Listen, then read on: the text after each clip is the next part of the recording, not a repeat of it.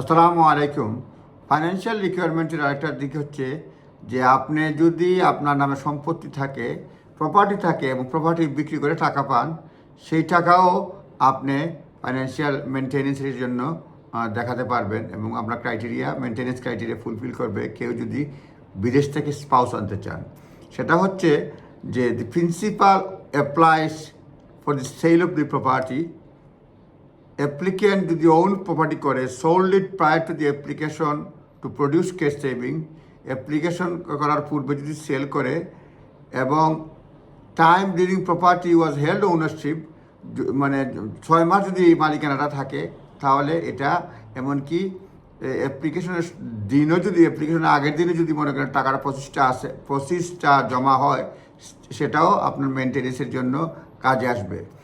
Meaning, theoretically, applicant partner can rely on sale of the property sale উপরে নির্ভর করতে পারে, even the sale of proceeds was received on the date of application so long they own the property 6 months prior to the date of application। মানে বলছে যদি date of অ্যাপ্লিকেশনের দিন যদি প্রসিসটা পায় এবং সে প্রমাণ করতে পারে 6 মাস যাবৎ অ্যাপ্লিকেন্ট কিংবা পার্টনার এই প্রপার্টির মালিক, তাহলে ফাইন্যান্সিয়াল রিকোয়ারমেন্ট তারা মিট করবে। সোজা কথা, কারো যদি সম্পত্তি থাকে অ্যাপ্লিকেন্ট কিংবা স্পন্সরের, তারা কোনো টাকা পয়সা নাই, ওটা সেল করছে, সেল করার পরে এটা যদি দেখায় যে আমরা সেল করে মনে করেন 88,500 পাউন্ড আমরা পাইছি, সেটা দেখাতে পারবে।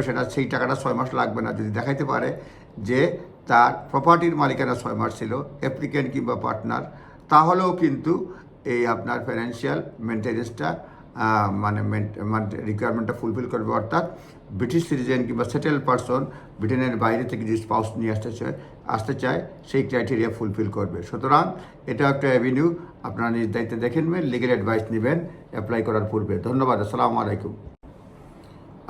আলাইকুম।